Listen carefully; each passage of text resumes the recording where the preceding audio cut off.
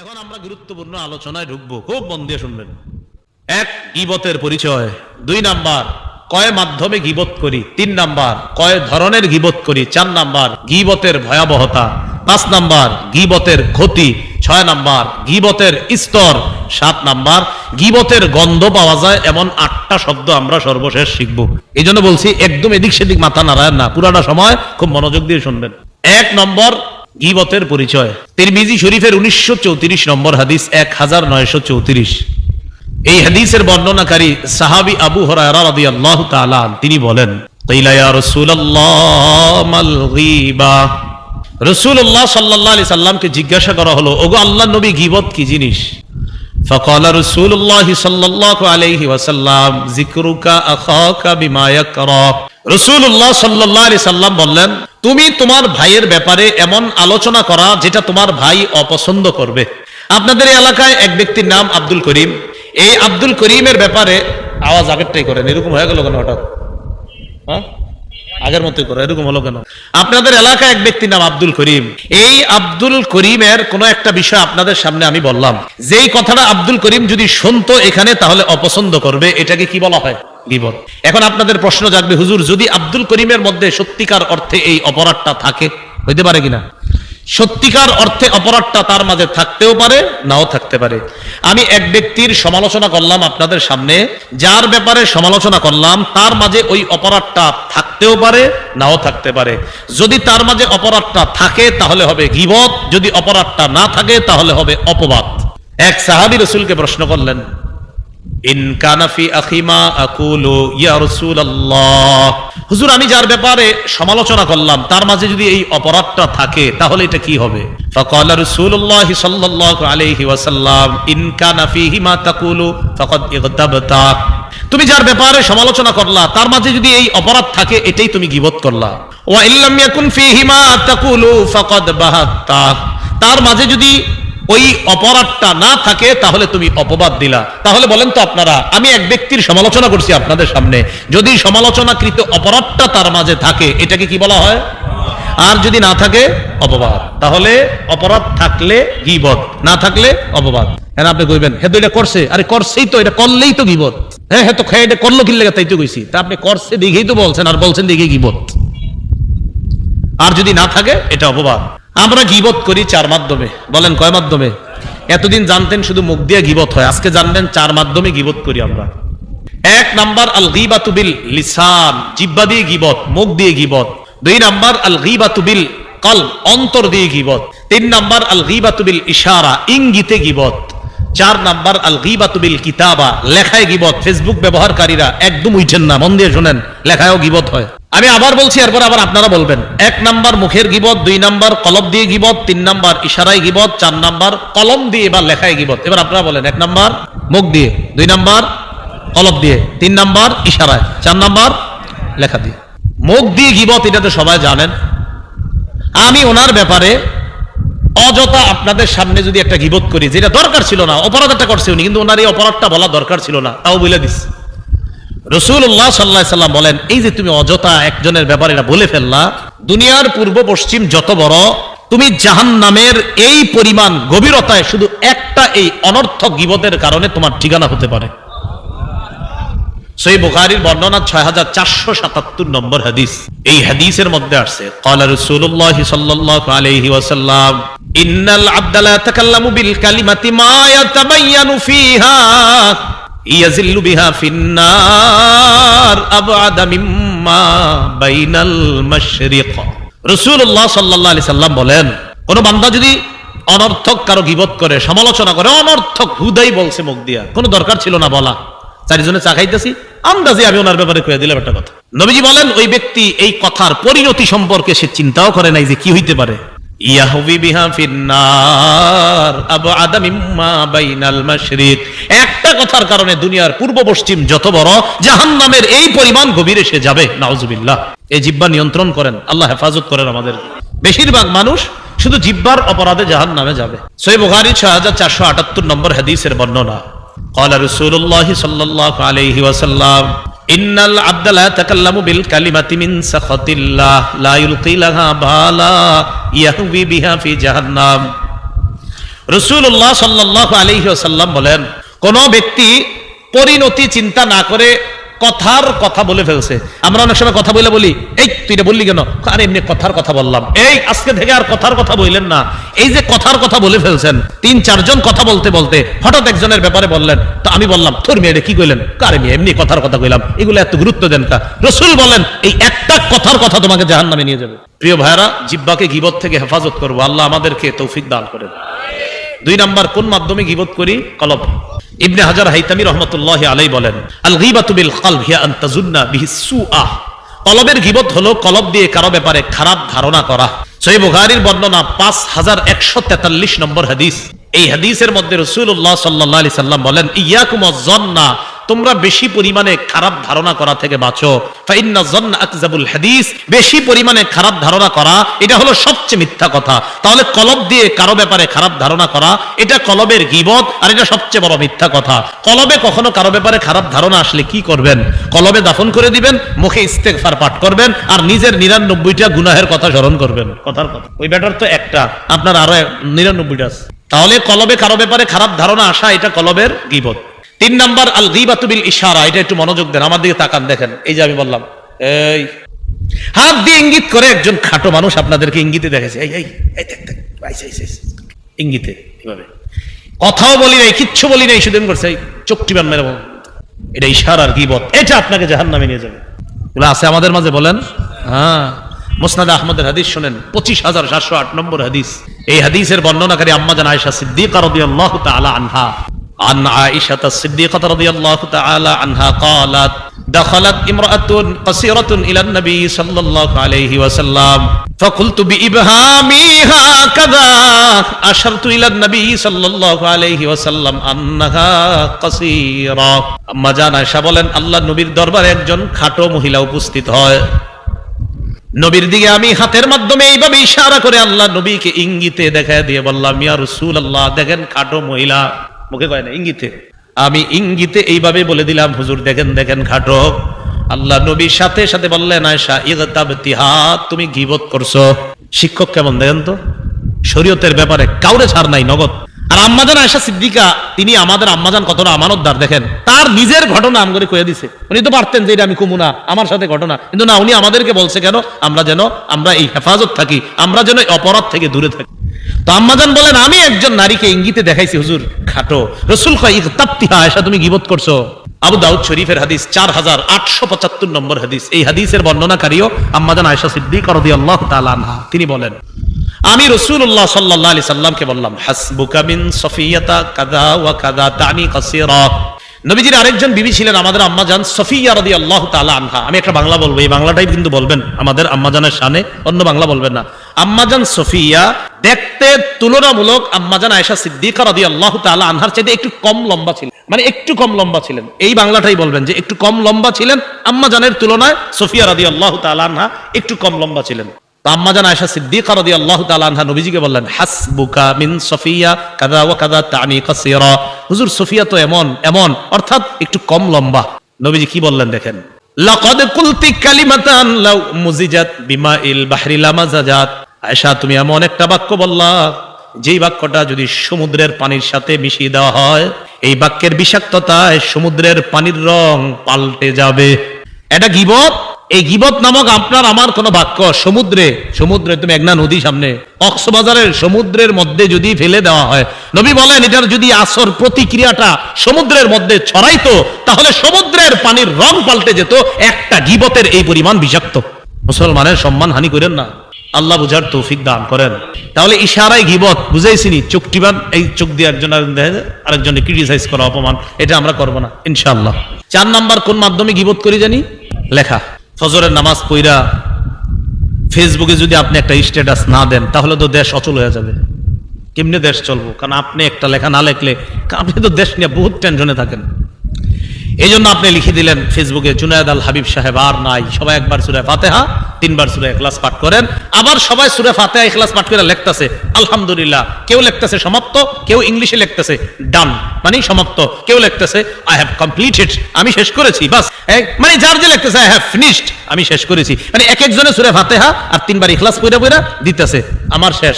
আপনি না পড়ে থাকলে আপনিও পড়ুন। হুজুরে হসপিটালে নাস্তা খাচ্ছে, এই যে লিখে দিলেন মারা গেছে, কি কামটা করলেন? হ্যাঁ, উনি নাস্তা খাইতেছে বুঝছো, উনি এখন আলহামদুলিল্লাহ জীবিত আছে। তো এই যে আপনার কাজটা করলেন। তো একজন ব্যক্তির ব্যাপারে আপনি ফেসবুকে, এটা ঠিক আছে, এটা একটা আরেকজনের ব্যাপারে একটা গীবত লিখে দিচ্ছেন আপনি, সমালোচনা। বেচারা আসলে একটা অপরাধ করছে, মনে করেন 10 বছর আগে। তো 10 বছর আগে অপরাধটা করার পর উনি তওবা কইরা ভালো হয়ে গেছে। এখন 10 বছর পরে আইসা আপনি কথার কথা এটা আবার লিখে দিচ্ছেন ফেসবুকে। কি দরকার ছিল আপনার এটা লেখা, বলেন আমারে? এই যে তার অপরাধটা আবার লেখলে নতুন করে কথা শুরু হয়েছে। হ্যাঁ, আচ্ছা, এরে তো বুঝতাম কত ভালো মানুষ, এই বুঝি এমন লোক। আসলে বেটা এই অপরাধটা করছে ঠিক আছে 10 বছর আগে, তো হয়তো উনি আল্লাহর কাছে মাপ চায় প্রিয় হয়ে গেছে। আপনি কাজটা করলেন কি? ইমাম গাজালি বলেন কাযালিকাল গীবাতু বিল কিতাবা ফাইন্নাল কালাম আহাদুল লিসানাইন। লেখা দিয়েও গীবত হয়। কলম হলো 2 ভাষার এক ভাষা। মানুষ মুখ দিয়ে ভাষা বলে, কলম দিয়ে ভাষা লেখে। ইমাম গাজালি বলেন যে মুখ দিয়ে যেই কথা বলা গীবত, কলম দিয়ে সেই বাক্যটা লেখা কলমের গীবত, লেখার গীবত। মনে থাকবে নি? বলেন আমার সাথে, বলেন বলেন, মুখ দিয়ে যেটা বলা গীবত, বলেন সেটা লেখাও গীবত। মনে থাকবে তো ইনশাআল্লাহ? তাহলে মুখ দিয়ে গীবত করব না, কলম দিয়ে গীবত করব না, ইশারায় চোখে কাউরে গীবত করব না, লেখার মাধ্যমে গীবত করব না ইনশাআল্লাহ। 5 ধরনের গীবত করি আমরা সাধারণত। বলেন কয় ধরনের? 1 নম্বর শারীরিক গীবত। এক ব্যক্তি দেখতে খাটো, এক চোখ অন্ধ। খাটো মানুষকে খাটো বললে কষ্ট পায়, আসলে খাটো উনি, কিন্তু খাটো বললে উনি কষ্ট পায়, তো ওনারে কেন বলবেন আপনি এটা? এক ব্যক্তির চোখ কানা, উনি জানে উনি কানা, কিন্তু ওনাকে যদি আপনি কানা বলেন উনি কষ্ট পাবে। আল্লাহ বানাইছে তাকে এমন, আপনি কানা বললেন না, এটা শারীরিক গীবত।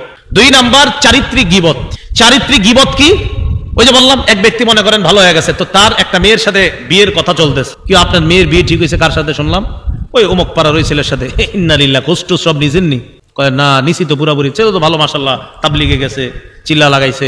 আয়েশা মাশাআল্লাহ ছেলে ইদানিং দাড়ি রাখছে, নামাজ পড়ে। কই ঠিকই তো, আর কিছু জানেন না কি? আর হ্যাঁ ঠিক আছে, এই যে ভাই ওই মেয়ের বাপ কি হয়েছে বাজান বলো ঠিক করে, এই যে কি কইছে বিয়ে ভেঙে গেছে। এটা চারিত্রিক গীবত, হাসির জন্য না, এগুলো আমাদের অহরহ হচ্ছে। 3 নম্বর বংশীয় গীবত। বংশীয় গীবত কি? আপনি কোন বংশের? অমুক বংশের, সুর গোষ্ঠী সব এগুলো হয় আমাদের। তো এই যে আপনি ওই বেচারা তাহাজ্জুদ পড়ে, নামাজ পড়ে, 5 ওয়াক্ত নামাজ পড়ে, হেরে কয় সুর গোষ্ঠী। তো উনি তো নামাজ পড়ে, হয়তো ওনার বংশে কোনো কালে একজন চুরি করছে, তো এটা তার দোষ, তাকে কেন বলছেন আপনি? এইটা হলো বংশীয় গীবত। 4 নাম্বার পোশাক পরিচ্ছেদের গীবত। আপনার 10 জন বন্ধুকে আপনার মেয়ের বিয়েতে দাওয়াত দিচ্ছেন, 9 জন 900 টাকা, 600 টাকা, 700 টাকা গজের পাঞ্জাবি পরে আপনার মেয়ের বিয়েতে আসার সামর্থ্য আছে, এটা আপনিও জানেন। আর ওই যে আপনার আরেকজন বন্ধু, উনি 100 টাকার উপরে গজের পাঞ্জাবি কেনার সামর্থ্য নাই, এটাও আপনি জানেন। 10 বন্ধু আপনার মেয়ের বিয়েতে আসছে, আপনি কি করেন? এই 9 জনেরই সময় দেন, ওরে দেন না। কেন দেন না? আপনার পেস্টিজ একটু লাগতেছে, কি জামাটা পরেছে। তো হঠাৎ একজনে কয় কি, ও আপনি ওই বন্ধুরে সময় দেন না, তো বইলা ফেলছে। আরে বেটা কি পরেছেন এটা? ও আবার শুনে ফেলছে, ওই যে ওই বন্ধু কথাটা কানে শুনে ফেলছে, কষ্ট পাবেনি। আপনি তো জানেনই সে 100 টাকার উপরের গজের পাঞ্জাবি কেনার সামর্থ্য নাই, এটা দাওয়াত দিয়েছেন কেন আপনি? এটা পোশাক পরিচ্ছেদের গীবত। তাই কোনো মানুষ যদি তার সামর্থ্যের মধ্যে পোশাক পরে, তার ওই পোশাককে আপনি ছোট করতে পারেন না, কারণ তার সামর্থ্য অতটুকু, আপনি কিভাবে তারে এটা নিয়ে ছোট করবেন? 5 নাম্বার পরোক্ষ গীবত। পরোক্ষ গীবতটা আমাদের খুব বেশি হয়। আমার দিকে সবাই তাকান, সহজে বুঝবেন। আপনারা বসা, আমি ওনার সাথে বসে গল্প করতেছি এখানে, তো ওনারা বললাম তো এরপরে এই ঘটনা ঘটছে, উনি কয় বুঝছি, উনি কয় বুঝছি, আর কওয়া লাগবে না। এর মানে আমি যার কথা বলতেছি উনি বুঝে লেছি কে, আমিও বুঝে লেছি কে, আর সামনে আপনারাও বুঝছেন কে, কিন্তু কেউ কারো নাম বলি না, সবগুলা গীবত করছি। এটা পরোক্ষ গীবত। আমি বলছি, বলার পর কয় বুঝছি, বলা লাগবে না কে। মানে আমি যারে বুঝাইছি উনিও বুঝে ফেলছে, আমিও বুঝে ফেলছি, সামনে যারা আপনারা বুঝে, ও বুঝছি কে, নাম বলছি কারো। এই সবাই পরোক্ষ গীবতের গুনাহে লিপ্ত হলাম। আল্লাহ না করেন এটা জাহান্নামে নিয়ে যেতে পারে। তাহলে 1 নাম্বার শারীরিক গীবত, 2 নাম্বার চারিত্রিক গীবত, 3 নাম্বার বংশীয় গীবত, 4 নাম্বার পোশাক পরিচ্ছেদের গীবত, 5 নাম্বার পরোক্ষ গীবত। এই 5 ধরনের গীবত, 4 মাধ্যমের গীবত, সব গীবত থেকে আল্লাহ হেফাজত করেন। গীবতের ভয়াবহতা জানবো এখন আমরা। গীবতের শুধু একটু বাংলা জেনে রাখবেন একটা ভয়াবহতা। বাইহাকি শরীফের বর্ণনায় রাসূলুল্লাহ সাল্লাল্লাহু আলাইহি সাল্লাম বলেন, আল গীবাতু আশাদ্দু মিনাজ জিনা। গীবত জিনার চেয়ে বড় অপরাধ। গীবত জিনার চেয়ে বড় অপরাধ। আচ্ছা বলেন তো, একটা ব্যক্তি জিনা করছে, এটা কি আমরা বড় অপরাধ হিসাবে দেখি নাকি গীবতটা? বাস্তবিক জিনাটা। আমরা কোনটাকে, গীবতটাকে বড় অপরাধ দেখি না জিনাটা? জিনা দেখলে বাস এরে আলকাতরা মালকাতরা যা আছে লাগায় টাগায়, কথার কথা। অথচ গীবত ওই জিনা নামক অপরাধের চেয়ে আরো ভয়ঙ্কর। যেই গীবত, যেই অপরাধটা আমরা সারাদিন করতেছি, এটা আমরা অপরাধী মনে করতেছি না, আর যেটা ওটার চেয়ে নিম্ন, এটা একদিন হইলে এলাকা পুরা গরম, অথচ যেটা অহরহর হচ্ছে এটার ব্যাপারে আমাদের আলোচনাই নেই। বলেন আপনারা, জিনা ভয়ঙ্কর না গীবত? গীবত মুসলমানের সম্মানহানি। আস-সিলসিলাতুস সহিহা কিতাবের নাম, 1871 নম্বর হাদিস। ক্বালা রাসূলুল্লাহ সাল্লাল্লাহু আলাইহি ওয়াসাল্লাম, আর-রিবা 72 বাবা আদনাহা ইতিয়ানুর রাজুলি উম্মা ওয়া আরবার রিবা ইস্তিতালাতুর রাজুলি ফি ইরজিল মুসলিমি বিগাইরি হক। রাসূলুল্লাহ সাল্লাল্লাহু আলাইহি সাল্লাম বলেন, সুদের 72টা শাখা। বলেন কয়টা? 72টা শাখা। আদনাহা ইতিয়ানুর রাজুলি উম্মা, সবচাইতে নিম্ন শাখা হলো আপন মায়ের সাথে জিনা করা। ওয়া আরবার রিবা ইস্তিতালাতুর রাজুলি ফি ইরজিল মুসলিমি বিগাইরি হক, সুদের সবচাইতে বড় শাখা হলো কোন মুসলমানের অন্যায়ভাবে সম্মানহানি করা। সম্মানহানি, কোন মুসলমানের গীবত করাকে রাসূল কয় এটা বড় সুদ। সুদ হালাল না হারাম? রাসূল কয় সুদ হারাম, যে এই সুদের মধ্যে সবচেয়ে বড় সুদ কোন মুসলমানের গীবত করলা, পরনিন্দা করলা, এটা বড় সুদ। আল্লাহ হেফাজত করেন। এবার আমরা জানবো গীবতের পরিণাম, ক্ষতি। গীবতের 3টা ক্ষতি জানবো। বলেন কয়টা? 1 নাম্বার ইহকালীন ক্ষতি, 2 নাম্বার পরকালীন ক্ষতি, 3 নাম্বার উভয় ক্ষতি। উভয় ক্ষতি মানে দুনিয়া আখিরাত মিলায়া। ইহকালীন ক্ষতি কি? ইহকালীন ক্ষতি, আপনি যদি কারো গীবত করেন আর যদি তার থেকে মাপ না চান, মনে রাখেন মরণের আগে আল্লাহ আপনার ঘরে হলেও আপনাকে অপমান করে ছাড়বেন। মানে ঠিক কি, ঠিক কইলেও ঠিক, না কইলেও ঠিক, কারণ আমি তো এখন হাদিস কম, এটা আমার মুখের কথা না। তো আবু দাউদ শরীফের 4880 নম্বর হাদিসের বর্ণনা, 4880, 4880। এই হাদিসের বর্ণনাকারী আবু বারজা রাদিয়াল্লাহু তাআলা তিনি বলেন, ক্বালা রাসূলুল্লাহ সাল্লাল্লাহু আলাইহি ওয়াসাল্লাম, ইয়া মাশারা মান আমানা বিলিসানিহি ওয়া লাম ইয়াদখুলিল ঈমানু কলবা লা তাগতাবুল মুসলিমিন। রাসূলুল্লাহ সাল্লাল্লাহু আলাইহি সাল্লাম বলেন, হে ওই সমস্ত ব্যক্তিবর্গ যারা শুধু মুখে ঈমান এনেছো, অন্তরে যাদের এখনো ঈমান ঢুকে নাই, তোমরা মুসলমানদের গীবত করবা না। এই হাদিস দ্বারা বোঝা যায়, কেউ যদি মুখে বলে আমি ঈমানদার, আবার ওই মুখেই যদি কারো গীবত করে, রাসূল বলছেন তুমি মুখেই ঈমানদার, কলবে তোমার এখনো ঈমান ঢুকে নাই। কারণ এক মুখে তুমি ঈমানের দাবি করা, ওই মুখে আবার গীবত করা। রাসূল বলেন, যদি তুমি মুখে বলো আমি ঈমানদার, আবার ওই মুখেই যদি তুমি গীবত করো, তো বুঝতে হবে তুমি মুখে মুখে ঈমানদার, তোমার কলবে এখনো ঈমান ঢুকে নাই। কি বুঝলাম? এখনো শেষ করি নাই। কি বুঝলাম? মুখে এবং কলবে যার ঈমান থাকবে, সে কখনো মুসলমানের গীবত করবে না। লা তাগতাবুল মুসলিমিনা, মুসলমানদের গীবত করবা না। ওয়ালা তাত্তাবিউ আওরাতিহিম, মুসলমানদের দোষ তালাশ করবা না। ফাইন্নাহু মান ইয়াত্তাবি আওরাতিহিম ইয়াত্তাবিইল্লাহু আওরাতাহ, কোন ব্যক্তি যদি অপর মুসলমানের দোষ তালাশ করে, আল্লাহ তার দোষ তালাশ করে। কে বলেন না? কে? আমি ওনার দোষ তালাশ করি, আল্লাহ আমারটা তালাশ করে। আমি ওনারটা পাইতেও পারি, নাও পাইতে পারি, রব তো আমারটা পেয়েই যাবে না। বুঝেন নাই মনে হয়? আমি ওনারটা তালাশ করি দোষ, আল্লাহ আমারটা দোষ তালাশ করে। আমি ওনারটা পাবো অথবা না পাবো সন্দেহ আছে, আল্লাহ তো আমারটা নিশ্চিত পাবে। রাসূলুল্লাহ সাল্লাল্লাহু আলাইহি সাল্লাম বলেন, কোন মুসলমান যখন আরেকজনের দোষ তালাশ করে, পরনিন্দা করে, আল্লাহ ওটার দোষ তালাশ করে। রাসূল বলেন, মাইয়াত্তাবিইল্লাহু আওরা, আল্লাহ যদি কারো দোষ তালাশ করে, ইয়াফযাহু ফি বাইতিহি, আল্লাহ তার ঘরে হলেও অপমান করে ছাড়বে, তার ঘরে অপমান করে ছাড়বে। এটা ইহকালীন ক্ষতি। পরকালীন ক্ষতি কি? পরকালীন ক্ষতি হলো তামার নখ। তামার নখ দিয়ে গীবতকারী তার চেহারা আর বুক খামচাইতে থাকবে কিয়ামত পর্যন্ত। কিয়ামত কিন্তু মানে কিয়ামতের মাঠে তো বিচার রয়ে গেছে, এই কিয়ামতের বিচারের আগে গীবতকারী মরণের পরে তামার নখ হবে তার, এই নখ দিয়ে তার চেহারা আর বুককে খামচাইতে থাকবে। আবু দাউদ 4878 নম্বর হাদিসের বর্ণনা, রাসূলুল্লাহ সাল্লাল্লাহু আলাইহি সাল্লামের সাহাবী আনাস থেকে বর্ণনা, নবীজি বলেন, লাম্মা উরিজা বি মারারতু বিকাউমিন লাহুম আসফারুম মিন নুহাস। মেরাজে আমি রওনা করলাম, আমি একদল মানুষের পাশ দিয়ে অতিক্রম করলাম। আমি তাকিয়ে দেখলাম, লাহুম আসফারুম মিন নুহাস, তাদের নখগুলা তামার নখ। ইয়াখমিশুনা উজুহাহুম ওয়া সুদুরহুম, এই নখ দিয়ে তারা তাদের চেহারা আর তাদের বুকগুলা এইভাবে খামচাইতেছে, তারা এইভাবে খামচাইতেছে। ফাকুলতু মান হাউলা ইয়া জিবরিল, আমি প্রশ্ন করলাম, জিবরিল এরা কারা? জিবরিল আমিন জবাব দেয়, হাউলা ইল্লাযিনা ইয়াকুলুনা লুহুমান নাস ওয়া ইয়াকুউনা ফি আরাদিহিম, এরা তারা যারা দুনিয়ার মধ্যে মানুষের গোশত খাইতো। কি খাইতো? এই জায়গার কেউ আছেন মানুষের গোশত খান? মানুষের গোশত মানে গীবত করত। ওয়া ইয়াকুউনা ফি আরাদিহিম, যারা মানুষের সম্মান হানি করত। আল্লাহ আমাদেরকে অপরাধ থেকে বাঁচার তৌফিক দান করেন। গীবতের উভয় ক্ষতিটা দেখেন, আবু দাউদ শরীফের 4881 নম্বর হাদিস। আমি খানা খাইতেছি মনে করেন, আচ্ছা এটা দিয়ে দেখা, এটা একটা প্লেট মনে করেন, খানা খাইতেছি। খানা খাওয়ানোর সময় এক লোকমা মুখে দিতে দিতে আরেকজনের দোষ কইতেছে। রাসূলুল্লাহ সাল্লাল্লাহু আলাইহি সাল্লাম বলেন, মান আকালা বিরাজুলিন মুসলিমিন আকলাতান, কোন মুসলমান যদি অন্য কোন মুসলমানের দোষ বলতে বলতে এক লোকমা খাবার মুখে নেয়, খাবারটা নিতেছে, আচ্ছা ওই মুখে আরে তোর বেড়া ফালতু এই সে বলতে বলতে ফাইন্নাল্লাহা ইউতিমুহু মিসলাহা ফি জাহান্নাম, এই পরিমাণ আগুনের দোলা আল্লাহ তার মুখে ঢুকায় দিবে জাহান্নামে। এরপরে মনে করেন আপনি সেলোয়ার পড়তেছেন, জামা পড়তেছেন, জামা পড়তে পড়তে আরেকজনের দোষ কইতেছেন, জামা পড়তেছেন, বিবি কয় কি অবস্থা মুখের, আরে তোর আর কইও না, বিবিরে কইতেছেন আর জামাটা পড়তে। রাসূলুল্লাহ সাল্লাল্লাহু আলাইহি সাল্লাম বলেন, ওয়ামান কুসিয়া বিরাজুলিন সাওবান বিরাজুলিন সাওবা, কোন ব্যক্তি যদি জামা পড়তে পড়তে কারো দোষ বলে, ওয়ামান কুসিয়া বিরাজুলিন সাওবা, জামা পড়তে পড়তে যদি দোষ বলে, ফাইন্নাল্লাহা ইয়াকসুহু মিসলাহু ফি জাহান্নাম, আল্লাহ এই জাতীয় আগুনের জামা তাকে জাহান্নামে পরায়া দিবে। ওয়ামান কামা বিরিয়াইন ওয়া সুমআতিন, ওয়ামান কামা বিরাজুলিন রিয়াআন ওয়া সুমআতান বা মাকামা রিয়াইন ওয়া সুমআ, কোন ব্যক্তি যদি অপরের দোষ বইলা মানুষের সামনে বড় হইতে চায়, কোন ব্যক্তি অপরকে খাটো করে মানুষের সামনে বড় হইতে চায়, আপনারাও খুশি, জি হুজুর আরো কোন ইচ্ছা মতো এটারে, তো আপনাদের সামনে আমি খুব বাহবা পাইতেছি। আল্লাহ রাসূল বলেন, ফাইন্নাল্লাহা ইয়াকুমু বিহি মাকামা রিয়াইন ওয়া সুমআতিন ইয়াউমাল কিয়ামাহ, কিয়ামতের ময়দানে ওই ব্যক্তিকে লক্ষ কোটি মানুষের সামনে দেখায়া আল্লাহ তাকে জাহান্নামে নিক্ষেপ করবে। কেন?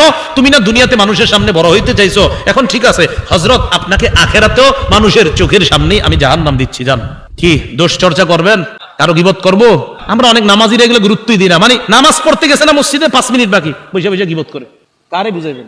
10 মিনিট বাকি দুজনে বসে বসে, কি অবস্থা, মেয়ের বিয়ে ঠিক হয়েছে নি, কার সাথে কি শুনলাম, এর বলে বাম চোখে সমস্যা আছে, শুরু হয়ে গেছে। এগুলো হাসবেন না, গুরুত্ব সহকারে নেন। আমরা ভালো ভালো পরিবেশগুলোকে আজকে গীবত দিয়ে নষ্ট করে ফেলছি। ভালো একটা মজলিস শুরু হয়, 5-7 জনের সুন্দর সুন্দর আলোচনা হইতেছে, আল্লাহর কথা হচ্ছে, রসুলের কথা হচ্ছে, বলতে বলতে হঠাৎ এক ব্যক্তির সমালোচনা শুরু হয়ে গেছে। আল্লাহ আমাদেরকে হেফাজত করেন, আল্লাহ আমাদেরকে হেফাজত করেন। এবার আমরা জানবো গীবতের স্তর, গীবতের 4টি স্তর। 1 নাম্বার কুফরি, 2 নাম্বার মুনাফিকি, 3 নাম্বার হারাম, 4 নাম্বার যে গীবত বলা হারাম এই গীবতের বিধান হলো হারাম, এই গীবত শোনাও হারাম। 4 নাম্বার মুবাহ বা বৈধ। জালেমের জুলুম প্রমাণ করার জন্য বিচারকের সামনে জালেমের বিরুদ্ধে 2-4টা দোষ বলা জায়েজ আছে। 2-4টা দোষ বলা কি আছে? এবার একটা গুরুত্বপূর্ণ কথা শুনেন, কখনো কখনো কারো সমালোচনা করা ওয়াজিব। কি বলেন তো? আপনারা সিজদা দেন কাকে? খুব একদম দিল থেকে বলবেন কাকে? এক ব্যক্তি আপনাদের এলাকায় নতুন আসছে, ইমাম হইয়া আসার পরে উনি আপনাদেরকে আল্লাহ ছাড়াও অন্য জায়গায় সিজদা দেওয়া শিখায়, কথার কথা। তো এতদিন সিজদা শুধু আল্লাহরই দিতেন, নতুন করে উনি এমন ভাবে বুঝাইছেন আপনারাও বুঝে ফেলছেন, হ্যাঁ আল্লাহ ছাড়াও অন্য জায়গায় সিজদা দেওয়ার বিধান আছে। আপনাদের এই এলাকার প্রায় 150-200 মানুষ তৈরি হয়ে গেছে যে এখন অন্য জায়গায়ও সিজদা দিতে চায়, আল্লাহ ছাড়াও বাসে বাসে বিভিন্ন জায়গায় গিয়া সিজদা দেওয়ার জন্য তৈরি। এখন এই এলাকার উলামায়ে কেরাম, মাদ্রাসার উলামায়ে কেরাম, ইমাম খতিবরা সবাই মিলে ওই ব্যক্তির সমালোচনা করা ওয়াজিব। ওই ব্যক্তির সমালোচনা করা কি? কেন? জাতির ইমানকে হেফাজত করার জন্য ওই ব্যক্তির সমালোচনা করা তখন ওয়াজিব। কি কথা বুঝে আসছে? গীবতের গন্ধ পাওয়া যায় এমন 8টি শব্দ শিখবো। আমি প্রথমে এক শ্বাসে বলতেছি, পরে ব্যাখ্যা দিচ্ছি। 1 নাম্বার গীবত, পরনিন্দা, এটার অর্থ। 2 নাম্বার ইফকুন, মিথ্যা রটনা করা। 3 নাম্বার বুহতানুন, মিথ্যা অপবাদ দেওয়া। 4 নাম্বার নামিমা, চুগলখুরি করা। 5 নাম্বার জুল ওয়াজহাইন, দ্বিমুখী নীতি অবলম্বন করা। 6 নাম্বার হুমাজা, ওয়াইলুল লিকুল্লি হুমাজা, এই হুমাজা সামনে সমালোচনা করা। 7 নাম্বার লুমাজা, পিছনে সমালোচনা করা। 8 নাম্বার শাতমুন, ব্যঙ্গ করা। ওই যে রসুলের ব্যঙ্গকারী কি বলা হয়? শাতিমে রসুল। 1 নাম্বার গীবত বা পরনিন্দা, এটা তো এতক্ষণ শুনলাম। 2 নাম্বার ইফকুন, মানে মিথ্যা রটনা করা। আল্লাহ কোরআনে বলেন হাজা ইফকুম মুবিন। আম্মা জান আয়েশার ব্যাপারে মুনাফিকরা যখন মিথ্যা রটনা করলো তখন আল্লাহ বলে দিলেন এটা স্পষ্ট মিথ্যা রটনা। 3 নাম্বার বুহতান, মানে মিথ্যা অপবাদ দেওয়া। আল্লাহ পবিত্র কোরআনে বলেন হাদা বুহতানুন আযীম। আম্মা জান আয়েশার ব্যাপারে যখন মিথ্যা রটনা করলো আল্লাহ বলে দিলেন এটা স্পষ্ট মিথ্যা অপবাদ। 4 নাম্বার নামিমা, নামিমা মানে চুগলখুরি করা। চুগলখুরি চিনেননি আপনারা? ওনারটা এর কাছে আর একটা ওনার কাছে বলে বেড়ানো, এটাকে কি বলা হয় বলেন? চুগলখুরি। আবু দাউদ শরীফের 4871 নম্বর হাদিসে রাসূল সাল্লাল্লাহু আলাইহি সাল্লাম বলেন, হযরত হুযায়ফা রাদিয়াল্লাহু তাআলা আনহুর বর্ণনা, রাসূলুল্লাহ সাল্লাল্লাহু আলাইহি সাল্লাম বলেন লা ইয়াদখুলুল জান্নাতা কাত্তাব, চুগলখোর জান্নাতে যাবে না। সহিহ বুখারীর বর্ণনা 6052 নম্বর হাদিস। আব্দুল্লাহ ইবনে আব্বাস রাদিয়াল্লাহু তাআলা আনহুমার বর্ণনা, মাররা নবী সাল্লাল্লাহু আলাইহি সাল্লাম আলা কবরাইন, রাসূলুল্লাহ সাল্লাল্লাহু আলাইহি সাল্লাম 2টি কবরের পাশ দিয়ে অতিক্রম করলেন। করার সময় নবীজি বললেন ইন্নাহুমা লা ইউআযযাবান, এই 2 কবরে শাস্তি দেওয়া হচ্ছে। এরপর বললেন ওয়ামা ইউআযযাবানে ফি কাবীরিন, এই 2 কবরে যাদের শাস্তি হচ্ছে বড় কোনো অপরাধে না। ও শোনেন, এটা রসুলকে আল্লাহ জানিয়ে দিয়েছেন, তাই রসুল বলতে পারছে। আবার বলছি, রসুল যে বলছে এই দুই কবরে আযাব হচ্ছে, এটা আল্লাহর পক্ষ থেকে নবী জানছে, জানার পরেই বলছে। মনে রাখবেন, নবী নিজের থেকে কিছু বলে না, আল্লাহ না বলাইলে। আল্লাহ যা বলে সেটাই নবী বলে। কি কথা বুঝে আসছে? হ্যাঁ। এবার রাসূলুল্লাহ সাল্লাল্লাহু আলাইহি ওয়াসাল্লাম বললেন, আম্মা আহাদুহুমা ফাকানা লা ইস্তাতিরু মিন বাউলিহি। যুবক ভাইরা শোনেন, যারা আপনারা প্রস্রাব করে শুধু পানি নেন, ঢিলা টিস্যু নেন না, দাঁড়ায় কোনো মতে সাইরা দৌড় দেন। রাসূলুল্লাহ সাল্লাল্লাহু আলাইহি সাল্লাম বলেন, আম্মা আহাদুহুমা ফাকানা লা ইস্তাতিরু মিন বাউলি। এক কবরে শাস্তি দেওয়া হচ্ছে প্রস্রাব থেকে সতর্ক না থাকার কারণে। সে প্রস্রাবের ব্যাপারে সতর্কতা অবলম্বন করতো না। এখন ফতুয়া জিগায়, হুজুর পানি নিলে শুধু চলবে না? পানি নিলে শুধু চলবে না, না চলবে, এটা ট্রাই করবেন। কিভাবে? প্রস্রাব করে কিছুক্ষণ বসে থাকেন, উঠেন না, দেখবেন একটু পরে ফোটায় ফোটায় পড়তেছে। তো আপনি পানি নিয়ে আসার পরেও তো এটা ফোটা ফোটা পড়বে। এই জন্য টিস্যু নিবেন, আর মাটি থাকলে মাটি নিলে ভালো, না পারলে টিস্যু। ওয়াম্মাল আখর, আর আরেক কবরে ফাকানা ইয়ামশি বিন নামিমা, সে চুগলখড়ি করত, এই জন্য এই কবরে শাস্তি হচ্ছে। সুম্মা দাআ বিআসিবিন নতবিন, একটা খেজুরের কাঁচা ডাল আনছে রাসূল, আনার পর ফাশাক্কাহু বিইসনাইন, দুই টুকরা করছে, করার পর একটাকে এক কবরের উপর স্থাপন করছে, আর একটা আরেক কবরের উপর। এরপর বললেন, লাআল্লাহু ইউখাফফাফু আনহুমা মালাম ইয়াইবাসা, এই দুইটা কাঁচা ডাল শুকনা হওয়ার আগ পর্যন্ত আমি আশাবাদী এই দুই কবরের আযাব হালকা করা হবে। তাহলে বলেন তো, চুগলখড়ির কারণে শাস্তি কবরে হয়, এটা আমরা জানলাম। মুসনাদে আহমদ একটা হাদিসের কিতাব, এই কিতাবের 17998 নম্বর হাদিসের বর্ণনা। রাসূলুল্লাহ সাল্লাল্লাহু আলাইহি সাল্লাম বলেন, খিয়ারু ইবাদিল্লাহ আল্লাযীনা ইযা রুউ যুকিরাল্লাহ, এই পৃথিবীর আল্লাহর বান্দাদের মাঝে সবচেয়ে উত্তম বান্দা তারা যাদেরকে দেখলেই আল্লাহর কথা মনে পড়ে। বলেন তো, যাদেরকে দেখলে কাদের কথা মনে পড়ে? তারা আল্লাহর সবচেয়ে প্রিয় বান্দা। ওয়াশিরারু ইবাদিল্লাহ, আল্লাহর সবচেয়ে নিকৃষ্ট বান্দা তিন শ্রেণী। বলেন কয় শ্রেণী? এক নাম্বার আল মাশাউনা বিন নামিমা, চুগলখোর যারা, তারা হলো সবচেয়ে নিকৃষ্ট। দুই নাম্বার আল মুফাররিকুনা বাইনাল আহিব্বা, মহব্বতের মানুষদের মাঝে যারা ফাটল ধরায়, তারাও সবচেয়ে নিকৃষ্ট। তিন নাম্বার আল বাগুনাল বুরা আল আনাতা, ভালো মানুষদের যারা খারাপ কামনা করে তারা সবচেয়ে নিকৃষ্ট।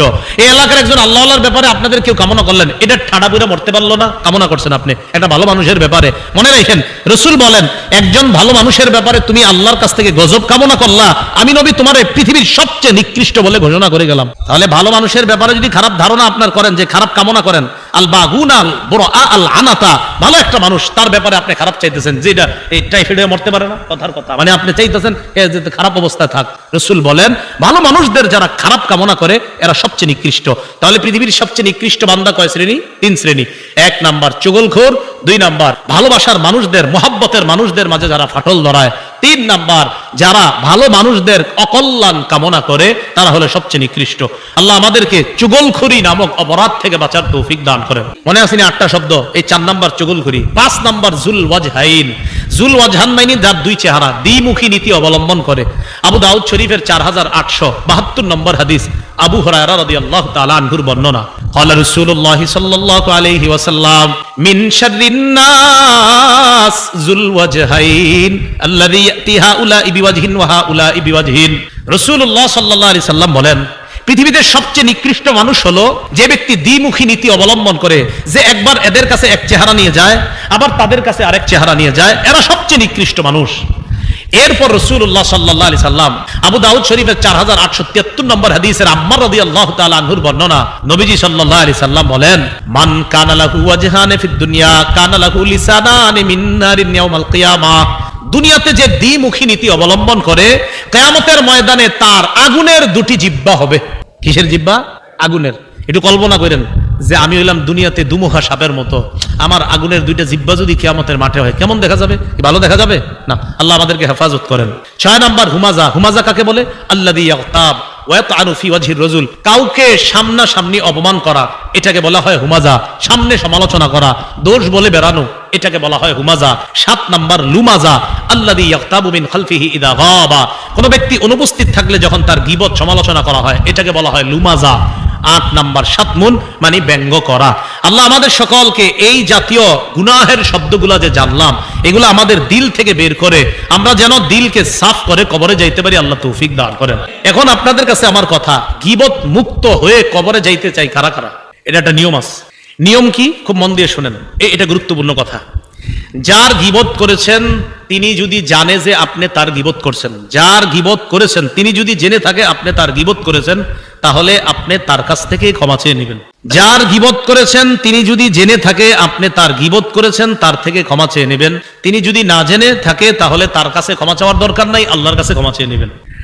অপবাদ যদি দেন, মনে আসেনি অপবাদ আর গীবতের পার্থক্য? অপরাধ থাকলে গীবত, আর না থাকলে অপবাদ। অপবাদ যার বিরুদ্ধে দিচ্ছেন সেখান থেকে ক্ষমা পাওয়ার তিন উপায়। এক, যার নামে অপবাদ দিচ্ছেন তারে গিয়ে বলবেন ভাইজান আমি মিথ্যা কথা কইছি। 2 নাম্বার, তাকে বলবেন আমারে ক্ষমা করে দেন। 3 নাম্বার, আল্লাহকে বলবেন আল্লাহ আমি তো তার কাছে স্বীকারও করছি, ক্ষমাও চাইছি, এবার আপনি আমারে মাফ করে দেন, আল্লাহ মাফ করে দিবেন ইনশাআল্লাহ। তাহলে গীবত যিনি জেনে ফেলেছেন তার কাছে ক্ষমা চাওয়া, আর অপবাদ থেকে মুক্তির 3টা উপায়। অপবাদ যার নামে দিয়েছেন তার কাছে গিয়ে বলা আমি অপবাদ দিছি আপনার নামে, 2 মাপ চাওয়া, 3 আল্লাহর কাছে ক্ষমা চাওয়া। আল্লাহ পাক রব্বুল আলামিন আমাদের সকলকে পরনিন্দা, মুখের গীবত, অন্তরের গীবত, ইশারার গীবত, লেখার গীবত, শারীরিক গীবত, চারিত্রিক গীবত, বংশীয় গীবত, পোশাক পরিচ্ছেদের গীবত, পরোক্ষ গীবত, সব ধরনের গীবত থেকে বাঁচার তৌফিক দান করেন। আজকের এই আলোচনাটা আপনার বিবি, সন্তান, কন্যা যারা আছে যতটুক মনে থাকে অতটুকু তাদেরকেও বলে দিবেন। কখনো যদি বিবি গীবত করে মুখের উপরে বলে দিবেন গীবত করবা না, থামো। মেয়ে যদি গীবত করে সাথে সাথে বলবেন গীবত করবা না, থামো। এই ভাষায় গীবত করা নিষেধ, লিখে দিবেন। কি ঠিক আছে না ইনশাআল্লাহ? আল্লাহ আমাদের সকলকে যে কথাগুলো বললাম শুনলাম এর উপর আমরা সকলে যেন আমল করতে পারি আল্লাহ তৌফিক দান করেন। সুবহানাল্লাহি ওয়া বিহামদিহি, সুবহানাকাল্লাহুম্মা ওয়া বিহামদিকা আশহাদু আল্লা ইলাহা ইল্লা আনতা আস্তাগফিরুকা ওয়া আতুবু ইলাইক। আলহামদুলিল্লাহি রাব্বিল আলামিন ওয়াল আকিবাতু লিল মুত্তাকিন ওয়াসসালাতু ওয়াসসালামু আলা সাইয়্যিদিল আমবিয়া ওয়াল মুরসালিন ওয়া আলা আলিহি ওয়া আসহাবিহি আজমাইন। রব্বানা যালামনা আনফুসানা ওয়া ইল্লাম তাগফির লানা ওয়া তারহামনা লানাকুনান্না মিনাল খাসিরিন। রাব্বিরহামহুমা কামা রাব্বায়ানি সগীরা। আল্লাহ আমাদেরকে আপনি মাফ করে দেন, জিন্দগির সব গুনাহগুলো মাফ করে দেন। আল্লাহ আমাদের মধ্যে যারা অসুস্থ সুস্থ বানায় দেন, যারা ঋণী ঋণ পরিশোধের ব্যবস্থা করে দেন, যারা অভাবী অভাব দূর করে দেন। আল্লাহ আজকে যে মাদ্রাসার উদ্যোগে মাহফিলে মাদ্রাসার উস্তাদ ছাত্র সকলকে কবুল করে নেন। আল্লাহ মেহেরবানি করে আল্লাহ আজকে এই মাহফিলকে কেন্দ্র করে ইসলামী শরীয়তের আলোকে যে কথাটি আমরা জানলাম, গীবতের ভয়াবহতা, পরিণতি, ক্ষতি, এই ব্যাপারে আমরা জানতে পারলাম মাওলা। আল্লাহ আমার আগে যারা আলোচনা করেছে তারাই সবচেয়ে গুরুত্বপূর্ণ কথাগুলো বলেছেন মাওলা। আমি তো ভাঙা গলায় কিছু কথা তাদের সাথে মুজাকারা করছি। আল্লাহ মেহেরবানি করে আমার আগে যারা কথা বলেছে তাদের ভালো কথাগুলোর সাথে আল্লাহ আমার এই ভাঙাচুরা কথাগুলোকে আপনি কবুল করে নিয়েন। আল্লাহ আমি সহ আমরা সবাই যেন গীবত থেকে, শেকায়ত থেকে আমাদের এই জিহ্বাকে হেফাজত রাখতে পারি, তৌফিক দান করেন। আল্লাহ আমরা বুঝিও না কোনটা যে আমাদের মুখের অপরাধ হয়ে যাচ্ছে মাওলা। আল্লাহ এই জন্য আমাদের মুসলমানদেরকে আপনি বুঝ দেন। আমরা জিহ্বা খুলবো তো সুবহানাল্লাহ, আমরা জিহ্বা নাড়াবো তো আলহামদুলিল্লাহ, আমরা জিহ্বা নাড়াবো তো লা ইলাহা ইল্লাল্লাহ, আমরা জিহ্বা নাড়াবো তো আল্লাহু আকবার বলবো, আমরা জিহ্বা বন্ধ রাখবো তো আমরা ঘুমিয়ে থাকবো। যতক্ষণ জিহ্বা জারি থাকে মাওলা ততক্ষণ যেন আপনার স্মরণেই জিহ্বাকে জারি রাখতে পারি, তৌফিক দান করেন। আল্লাহ আমাদের দোয়া আপনি কবুল করেন। আল্লাহ আপনার নবী বলছেন জিহ্বার কারণে বেশিরভাগ মানুষ জাহান্নামে যাবে, এই কথাটা সবাইকে উপলব্ধি করার তৌফিক দান করেন। আজকে আমার সামনে যারা বসা, আমি যাদের সামনে বসা মাওলা, উলামা, তুলাবা, সুলাহা, আওয়াম, আইম্মা মাসাজিদ, মুহতামিমিনে মাদারিস যারা আছে আল্লাহ সবার সাথে আবার জান্নাতে দেখা করায় দিন। আল্লাহ এই আরজিটা আপনি কবুল করে নেন। আল্লাহ এই আরজিটা আপনি কবুল করে নেন। আল্লাহ এই আরজিটা কবুল করে নেন। আল্লাহুম্মা সাল্লি ওয়া সাল্লিম ওয়া বারিক আলা মুহাম্মদ। সুবহানা রাব্বিকা রাব্বিল ইজ্জাতি আম্মা ইয়াসিফুন ওয়া সালামুন আলাল মুরসালিন। আলহামদুলিল্লাহি রাব্বিল আলামিন। আসসালামু আলাইকুম ওয়া রাহমাতুল্লাহ।